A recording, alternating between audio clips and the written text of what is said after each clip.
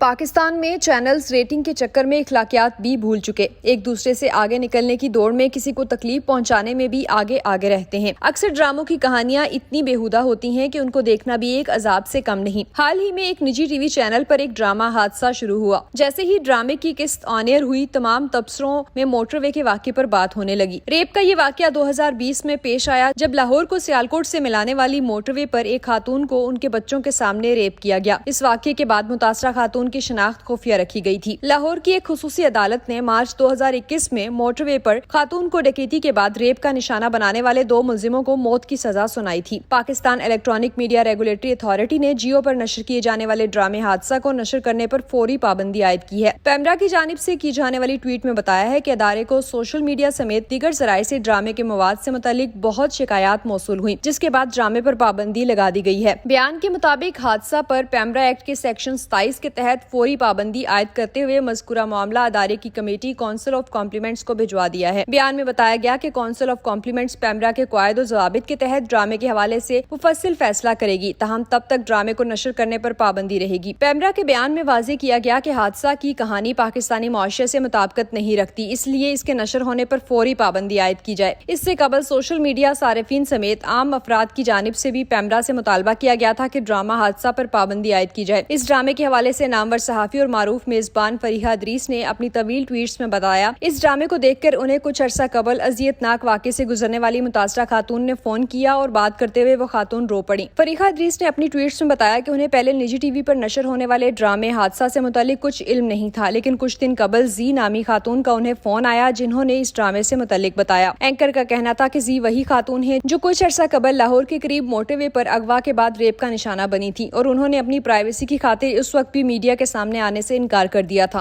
फरीहा इदरीस के मुताबिक मज़कूरा वाक़े के वक्त उन्होंने मुतासरा खातून से बातचीत की थी, लेकिन बाद में उनका उनसे राब्ता मुनक़ता हो गया, लेकिन चंद दिन कबल उन्होंने उन्हें फोन किया तो वो रोने लगी। करंट अफेयर एंकर के मुताबिक जी ने रोते हुए इंतहाई तकलीफदेह लहजे में कहा कि उन्होंने उनके साथ होने वाले अजियतनाक वाक़े पर ड्रामा बनाया और हैरान कुन तौर पर ड्रामे में दिखाए गए मनाजिर हकीकत से करीब तरीन है। उन्होंने अपनी तवील ट्वीट्स में लिखा कि जी ने उन्हें बताया कि ड्रामे में अदाकारी करने वाली खातून को इसी तरह ड्राइविंग करते हुए दिखाया गया जिस तरह उन्होंने की थी, और उन्हें ऐसे ही अस्पताल के बिस्तर पर तकलीफ में दिखाया गया जिस तरह वो तकलीफ में थी। उन्होंने लिखा कि मुतासरा खातून ने रोते हुए उन्हें बताया कि कुछ छोटी छोटी चीजों को छोड़कर उन्होंने ड्रामे में उनके हकीकी वाक़े से इंतहाई करीब तक मंजरकशी की है और इस मंजर को देखकर उनके जख्म फिर से ताज़ा हो गए हैं। फरीहा इदरीस ने लिखा कि खातून ने इंतहाई कर्बनाक आवाज में कहा कि अच्छा होता कि वो उस वक्त मर जाती, उन्हें यूं ये दिन ना देखना पड़ता। सहाफी और मेजबान के मुताबिक उन्हें खातून ने कहा कि अब ड्रामे को उनके ससुराल वाले, उनके दोस्त, उनके वालिदैन, उनके रिश्तेदार और उनके बच्चों के दोस्त भी देखेंगे। अच्छा होता कि वो उससे कबल ही मर जाती। मोटरवे रेप केस की मुतासरा खातून की जानिब से जियो टीवी पर नशर किए जाने वाले ड्रामा सीरियल हादसा पर सवालात उठाए जाने के बाद इस ड्रामे में मरकजी किरदार अदा करने वाली अदाकारा और गुलकारा हदीका कियानी ने कहा है कि मैं ये बात बर्दाश्त नहीं कर सकती कि जिस प्रोजेक्ट का मैं हिस्सा हूँ वो किसी मुतासरा को तकलीफ पहुँचा रहा हो। अदाकारा ने एक्स पर अपनी पोस्ट में लिखा कि जब उन्हें इस ड्रामे के लिए तस्कीन का किरदार अदा करने की पेशकश हुई तो उनका पहला सवाल यही था कि ये कहानी मोटरवे रेप केस या किसी और हकीकी वाक़े पर तो मबनी नहीं। उन्होंने ये वाजिया किया कि अगर ऐसा है तो वो ऐसे केस प्रोजेक्ट का हिस्सा नहीं बनेगी। हदीका कियानी ने बताया कि टीम ने उन्हें कहा कि ऐसा नहीं है। फिर काफी बातचीत और स्क्रिप्ट पढ़ने के बाद मुझे समझ आई कि हादसा की कहानी का 2020 के मोटरवे रेप केस से ताल्लुक नहीं और ना ही ये उस पर मबनी है।